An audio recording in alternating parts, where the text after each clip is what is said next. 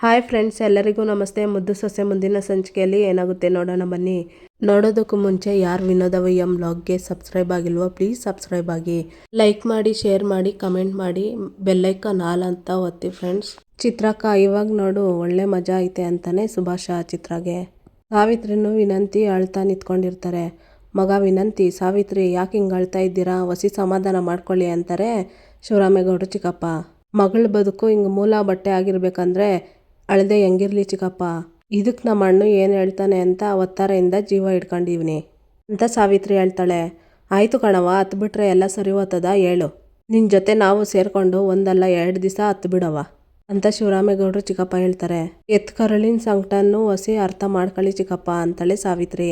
ಅದಕ್ಕೆ ಅಲ್ವೇನವ್ವ ನಾವೆಲ್ಲ ಇಲ್ಲಿ ಸೇರ್ಕೊಂಡಿರೋದು, ಮಾತಾಡೋಣ, ಯಾರಿಗೂ ಅನ್ಯಾಯ ಆಗದಿದ್ದಂಗೆ ಎಲ್ಲ ಸೇರಿ ತೀರ್ಮಾನ ಮಾಡೋಣ ಅಂತ ಶಿವರಾಮೇಗೌಡರು ಚಿಕ್ಕಪ್ಪ ಹೇಳ್ತಾರೆ.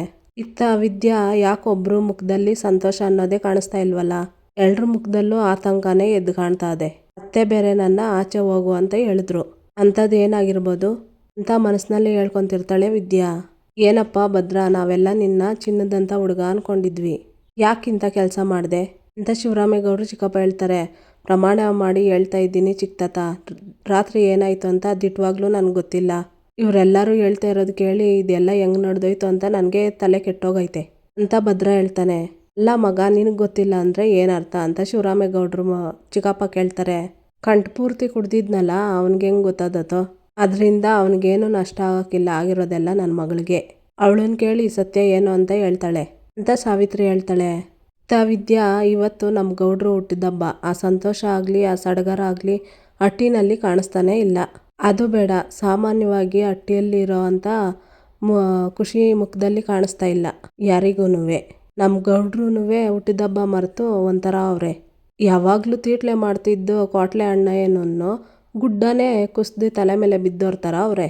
ಅಂಥದ್ದೇನಾಗಿರ್ಬೋದು, ಊರಿಂದ ಬೇರೆ ಚಿಕ್ಕತಾತ ಬಂದವ್ರೆ. ಆದರೆ ಏನೋ ಮುಖ್ಯವಾದ ವಿಚಾರ ಮಾತಾಡಬೇಕು ಅಂತವ ನನ್ನ ಈಚೆ ಕಳಿಸಿದ್ರು. ಅಂದರೆ ನನಗೆ ಗೊತ್ತಿಲ್ದಿದ್ದಂಗೆ ಬೇರೆ ಏನೋ ನಡೀತಾ ಇದೆ.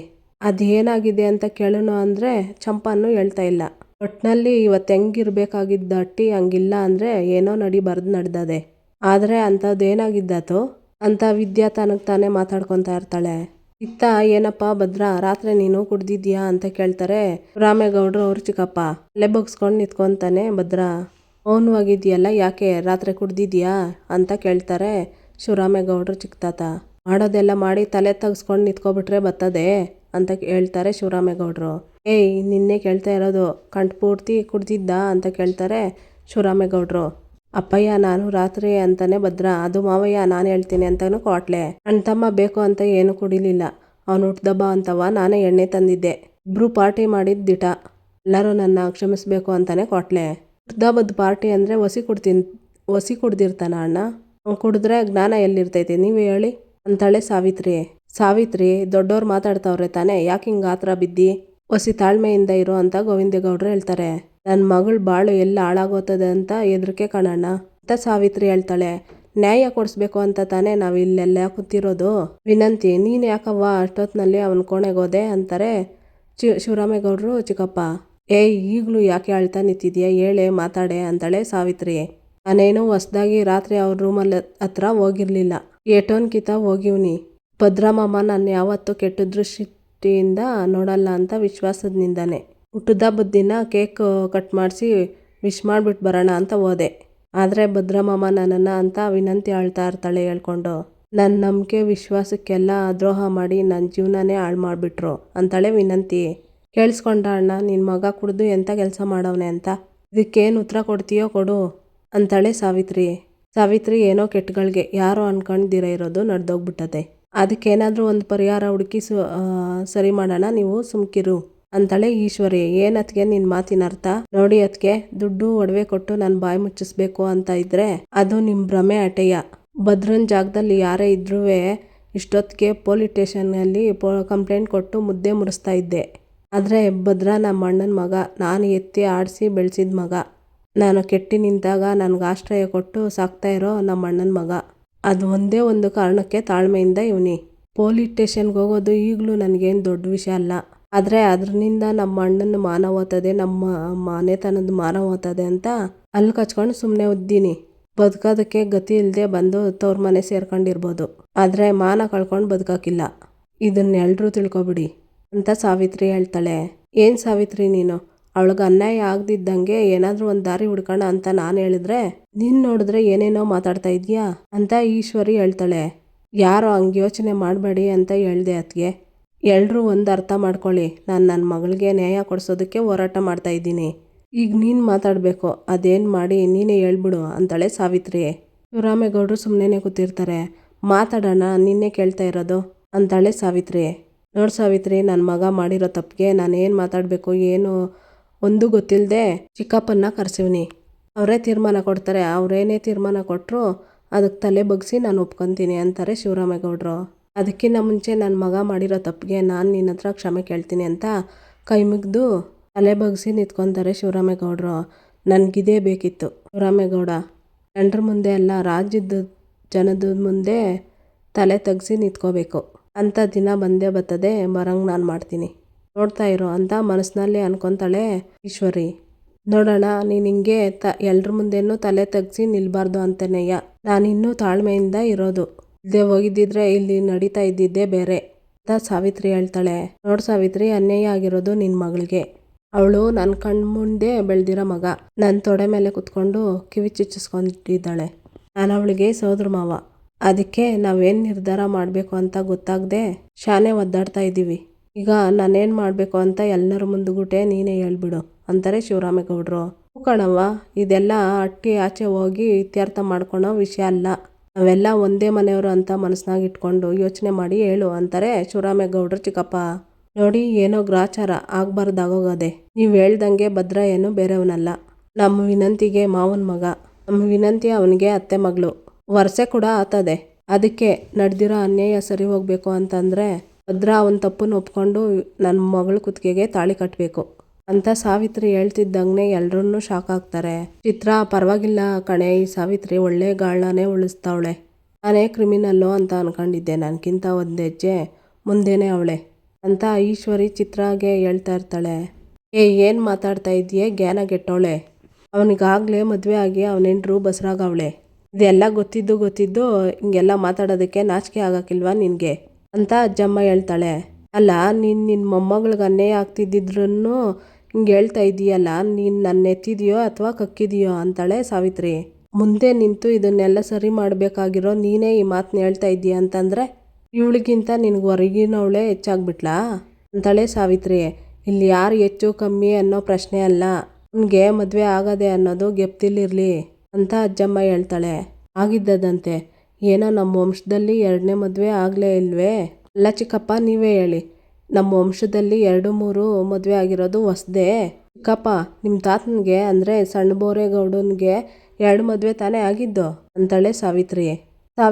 ಈಗ ಅದೆಲ್ಲ ವಿಷಯ ಯಾಕವ್ವ ಅಂತಾರೆ ಶಿವರಾಮೇಗೌಡರು ಚಿಕ್ಕಪ್ಪ. ನಮ್ಮ ವಂಶದಲ್ಲಿ 2ನೇ ಮದುವೆ ಆಗೇ ಇಲ್ವಲ್ಲ ಅಂತಾರಲ್ಲ, ಅದಕ್ಕೆ ಅರ್ಥ ಮಾಡ್ಸೋಕ್ಕೆ. ನೋಡಿ ಚಿಕ್ಕಪ್ಪ, ನಿಮ್ಮ ದೊಡ್ಡಪ್ಪ ದೊಡ್ಡ ಗೌಡ್ರು, ಅವ್ರಿಗೂ 3 ಜನ ಹೆಣ್ತಿರಲ್ವೇ ತಳೆ ಸಾವಿತ್ರಿ. ಅವಾಗೆಲ್ಲ ತಿಳುವಳಿಕೆ ಇರಲಿಲ್ಲ. ಎಲ್ಲದಕ್ಕಿಂತ ಹೆಚ್ಚಾಗಿ ಅವ್ರ ಹೆಂಡ್ರು ತೀರ್ಕೊಂಡ ಮೇಲೇನೆ ಇನ್ನೊಂದು ಮದುವೆ ಆಗಿದ್ದು. ಹೆಂಡ್ರು ಬದುಕಿರಂಗೆ ಇನ್ನೊಬ್ಬಳಿಗೆ ತಾಳಿ ಕಟ್ಟಲಿಲ್ಲ ಅಂತ ಅಜ್ಜಮ್ಮ ಹೇಳ್ತಾಳೆ. ನೋಡವ್ವ, ನೀನು ಹೇಳ್ದಂಗೆ ಆ ವಿದ್ಯಾ ಬದುಕಿರ್ಬೋದು, ಆದರೆ ನಮ್ಮ ಯಾರ ಮನಸ್ಸಲ್ಲಿ ಜೀವಂತವಾಗಿಲ್ಲ ಬಿಡು. ಅವಳು ನಮ್ಮ ಅಣ್ಣನ ಜೈಲಿಗೆ ಕಳಿಸೋದವಳು ಅಂತ ಗೊತ್ತಾಗಿದ್ದಿನ್ವೇಯ ಅವಳನ್ನ ಆಚೆಗೆ ಹಾಕಾಯ್ತು. ಆದರೂ ಇಲ್ಲೇ ಬಿದ್ದವಳೆ. ಹೆಂಗಿದ್ರು ಆಚೆಗೆ ಹಾಕಿದ್ದೀವಿ, ಅವಳ ಸಂಬಂಧ ಮುರಿದ್ಬಿಟ್ಟು ಕಳ್ಸೋಣ ಬಿಡಿ. ಆಗ್ಲಿಲ್ವೇ 2ನೇ ಹೆಂಡ್ರಾಗಿ ನನ್ನ ಮಗಳು ಬದುಕೋದಕ್ಕೆ ಅವಕಾಶ ಮಾಡಿಕೊಡಿ.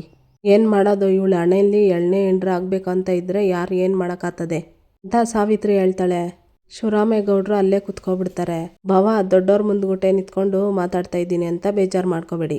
ನನ್ನ ಮಗ ಚಂಪನ ಮೈ ಮುಟ್ಟಿದ್ದಕ್ಕೆ ಯಾವುದೇ ಗಂಡಸು ಹೆಣ್ಣು ಮೈ ಮುಟ್ಟಿದ್ರೆ ಅವಳನ್ನ ಕಟ್ಕೋಬೇಕು ಅಂತ ನೀವೇ ತೀರ್ಪು ಕೊಟ್ಟಿದ್ರಿ. ಈಗ ಪಾಪ ನಮ್ಮ ವಿನಂತಿ, ಅವಳನ್ನ ಭದ್ರ ಮುಟ್ಟವನಲ್ವೇ, ಇದಕ್ಕೇನು ನ್ಯಾಯ ಕೊಡ್ತೀರಾ ಭಾವ ಅಂತಾಳೆ ಈಶ್ವರಿ. ನೋಡಿ, ವಿದ್ಯಾ ಹಟ್ಟಿಯಿಂದ ಹೊರಗಡೆ ಇರ್ಬೋದು, ಆದರೆ ಅಂತಾನೆ ಗೋವಿಂದೇಗೌಡರು. ಏನಣ್ಣ ಇದು, ನೀನು ಮಾತಾಡೋಕ್ಕಾಗಕ್ಕಿಲ್ಲ ಅಂತ ಚಿಕ್ಕಣ್ಣನ ಚೂ ಬಿಡ್ತಾ ಇದೀಯಾ ಅಂತಾಳೆ ಸಾವಿತ್ರಿ. ಚಿಕ್ಕಣ್ಣನ ಕೈಯಲ್ಲಿ ಆಗೋಕ್ಕಿಲ್ಲ ಅಂತ ಯೋಳಿಸ್ತಾ ಇದೀಯಾ ಅಂತಾಳೆ ಸಾವಿತ್ರಿ. ನೋಡು, ನನಗೂ ಲೋಕಜ್ಞಾನ ಅನ್ನೋದದೇ. ಅಣ್ಣ ನಿನ್ಗೆ ಎದುರ್ಕೊಂಡು ಮಾತಾಡದೆ ಕುಂತಿಲ್ಲ, ಇಕ್ಕಟ್ಟಿನ ಪರಿಸ್ಥಿತಿಗೆ ಸಿಕ್ಕಾಕೊಂಡು ಏನು ಮಾತಾಡದೆ ಒದ್ದಾಡ್ತಾವನೆ, ಅದಕ್ಕೆ ನಾನು ಮಾತಾಡ್ತಾ ಇವ್ನಿ ಅಂತ ಗೋವಿಂದೇಗೌಡರು ಹೇಳ್ತಾರೆ. ಅಂದರೆ ನನ್ನ ಮಗಳಿಗೆ ತಾಳಿ ಕಟ್ಸೋಕ್ಕಿಲ್ಲ ಅಂತ ಹೇಳ್ತಾ ಇದ್ದೀರೇ? ಮಗಳಿಗೆ ಅನ್ಯಾಯ ಆದ್ಮೇಲೆ ನಾವು ಯಾಕೆ ತಾನೇ ಬದುಕಿರ್ಬೇಕು, ಇಲ್ಲ ನಾವು ಬದುಕಿರಕ್ಕಿಲ್ಲ ಅಂತ ಹೇಳ್ತಾಳೆ ಸಾವಿತ್ರಿ. ಸಾವಿತ್ರಿ ಏನ್ ಮಾತಾಡ್ತಾ ಇದೀಯಾ ಅಂತಾಳೆ ಮೋಹನ. ಸಾವಿತ್ರಿ ಅಡ್ಗೆ ಮನೆಗೆ ಹೋಗಿ ಎಣ್ಣೆ ಕ್ಯಾನನ್ನು ಮತ್ತೆ ಬೆಂಕಿ ಪಟ್ಟಣ ತಗೊಂಡ್ ಬರ್ತಾಳೆ. ಸಾವಿತ್ರಿ ಇದ್ಯಾಕೆ ಕೈಯಲ್ಲಿ ಹಿಡ್ಕೊಂಡಿದ್ಯಾ ಅಂತಾಳೆ ಮೋಹನ. ಯಾಕೆ ಅಂತ ಗೊತ್ತಾಗ್ತದೆ ಬಿಡು ಅದ್ಕೆ ಅಂತಾಳೆ ಸಾವಿತ್ರಿ. ಸಾವಿತ್ರಿ ನನ್ನ ಮಾತು ಕೇಳು ಅಂತಾಳೆ ಮೋಹನ. ಕಣ್ಣೀರು ಓಡಿಸೋ ನಾಟಕ ಮಾಡಬೇಡಿ ಬಿಡಿ ನನ್ನ ಅಂತ ಕೈ ಕಿತ್ಕೊಂಡು ಬರ್ತಾಳೆ ಸಾವಿತ್ರಿ. ಈಟು ಜನಕ್ಕೆ ಅತ್ತೆ ಒಬ್ಳೆ ಬಾಯಿ ಕೊಡ್ತಾವಳೆ ಅಂತಂದ್ರೆ ಇವಳು ಸಾಮಾನ್ಯದವಳಲ್ಲ ಬಿಡು ಅಂತಾಳೆ ಚಿತ್ರ. ಅವಳು ಮದುವೆ ಮಾಡಿಸ್ಲೇಬೇಕು ಅಂತ ಹಠಕ್ಕೆ ಬಿದ್ದುಬಿಟ್ಟವಳೆ. ಅದಕ್ಕೇನು ಬೇಕಾದರೂ ಮಾಡ್ತಾಳೆ, ನೋಡ್ತಾ ಇರೋ ಅಂತಾಳೆ ಈಶ್ವರಿ. ಸಾವಿತ್ರಿ ಎಣ್ಣೆ ತಂದು ಮಕೆ ಏನು ನೋಡ್ತಾ ಇದೆಯಾ ಬಾರೆ, ನಾವು ಬದುಕಿದ್ದು ಏನು ಪ್ರಯೋಜನ ಇಲ್ಲ ಬಾರೆ ಅಂತ ಎಣ್ಣೆನೆಲ್ಲ ವಿನಂತಿ ಮೇಲೆ ಸುರಿಯೋದಕ್ಕಂತ ಹೋಗ್ತಾಳೆ. ಅಷ್ಟೊತ್ತಿಗೆ ಗೋವಿಂದೇಗೌಡರು ಬಂದು ಅದನ್ನ ತಳ್ಳುತ್ತಾರೆ. ತಮಾಷೆ ಮಾಡ್ತಾ ಇದೀಯಾ ಅಂತ ಗೋವಿಂದೇಗೌಡರು ಅಂತಾರೆ. ಸಾವಿತ್ರಿ ಎಣ್ಣೆ ಕ್ಯಾನ್ ಎತ್ಕೊಳೋದಕ್ಕಂತ ಹೋಗ್ತಾರೆ. ಸಾವಿತ್ರಿ ಅಂತ ಜೋರಾಗಿ ಕೂಗ್ತಾರೆ ಶಿವರಾಮೇಗೌಡರು. ಏಯ್ ನಿನ್ಗೇನು ತಲೆಗಿಲೆ ಕೆಟ್ಟೈತಾ ಅಂತ ಶಿವರಾಮೇಗೌಡರು ಕೇಳ್ತಾರೆ. ಬಿಡೋಣ, ಇಟ್ಟೆಲ್ಲ ಆದ್ಮೇಲೆ ನಾವ್ಯಾಕೆ ಬದುಕಿರ್ಬೇಕು, ನಾವು ಸಾಯ್ತೀವಿ. ಎಣ್ಣೆ ಕ್ಯಾನ್ ತಗೊಳಕಂತ ಹೋಗ್ತಾಳೆ ಸಾವಿತ್ರಿ. ಸಾವಿತ್ರಿ ಕೆನ್ನೆಗೆ ಒಂದು ಬಿಡ್ತಾರೆ ಶಿವರಾಮೇಗೌಡರು. ನಿನ್ಗೆ ಹೇಳೋರು ಕೇಳೋರು ಯಾರಿಲ್ವಾ, ಮರವಾದೆಯಿಂದ ಸುಮ್ಕಿರು, ಯಾಕಣ್ಣ ಬರೀ ಹೊಡಿತೀಯಾ, ಕೊಂದಾಕ್ಬಿಡು, ನೀನೇ ನಿನ್ನ ಕೈಯಾರ ಬೆಂಕಿ ಹಚ್ಬಿಡು, ನ್ಯಾಯ ಕೊಡೋಕ್ಕಾಗಲಿಲ್ಲ ಅಂದಮೇಲೆ ನಾವು ಬದುಕಿದ್ದು ಏನು ಪ್ರಯೋಜನ ಅಂತಾಳೆ ಸಾವಿತ್ರಿ. ಅದೇನು ಮಾತು ಅಂತ ಆಡ್ತೀಯಾ ಸಾವಿತ್ರಿ, ಹಂಗೆಲ್ಲ ಮಾಡ್ಕೊಳ್ಳೋದಕ್ಕೆ ಬಿಟ್ಬಿಡೋರಿದ್ರೆ ನಾವೆಲ್ಲ ಯಾಕೆ ಹಿಂಗೆ ತಲೆ ಕೆಡ್ಸ್ಕೋಬೇಕಾಗಿತ್ತು ಅಂತಾರೆ ಶಿವರಾಮೇಗೌಡರು ಚಿಕ್ಕಪ್ಪ. ಕೊನೆಯದಾಗಿ ನೀನು ಏನು ಹೇಳ್ತೀಯಾ ಹೇಳೋಣ, ಅದೇನಂತ ಹೇಳೋಣ ಅಂತಾಳೆ ಸಾವಿತ್ರಿ. ಸಾವಿತ್ರಿ ಎಲ್ಲದಕ್ಕೂ ಒಂದೇ ದಾರಿ, ಸಾವು ಒಂದೇ ದಾರಿ ಅಲ್ಲ, ಆಗಿದ್ದಾಗೋಗದೆ, ಅದನ್ನು ಹೆಂಗೆ ಸರಿ ಮಾಡಬೇಕು ಅಂತ ಇಕ್ಕಟ್ಟಲ್ಲಿ ಸಿಕ್ಕಾಕೊಂಡು ಒದ್ದಾಡ್ತಾ ಇವ್ನಿ. ನೀನು ನೋಡಿದ್ರೆ ಸಾಯ್ತೀನಿ ಅಂತೀಯಲ್ಲ, ನೋಡು ನಾನೇನೋ ಒಂದು ಮಾಡ್ತೀನಿ, ನೀನು ಸುಮ್ಕಿರು ಅಂತಾರೆ ಶಿವರಾಮೇಗೌಡರು. ಏನಣ್ಣ ಮಾಡ್ತೀಯಾ ಅಂತಾಳೆ ಸಾವಿತ್ರಿ. ಸಾವಿತ್ರಿ ಇದು ಶಾನೆ ಗಂಭೀರವಾದ ವಿಷಯ, ಇದನ್ನ ಸುಮ್ಕೆ ಏನೋ ತೀರ್ಮಾನ ತಗೊಳಕ್ಕಾಗಕ್ಕಿಲ್ಲ, ನನಗೂ ಹಸಿ ಟೈಮ್ ಕೊಡು, ನಾಳಿಕೆ ಇದ್ರ ಬಗ್ಗೆ ತೀರ್ಪು ಕೊಟ್ಬಿಡ್ತೀನಿ, ಅಲ್ಲಿಗಂಟ ನೀವ್ಯಾರು ಈ ವಿಷಯದ ಬಗ್ಗೆ ಮಾತಾಡಕ್ಕೆ ಹೋಗ್ಬೇಡಿ, ನಿನ್ನ ಕೈ ಮುಗಿದು ಬೇಡ್ಕೊತೀನಿ ಸಾವಿತ್ರಿ ಅಂತ ಕೈ ಮುಗಿದು ಕೇಳ್ಕೊತಾರೆ ಶಿವರಾಮೇಗೌಡರು.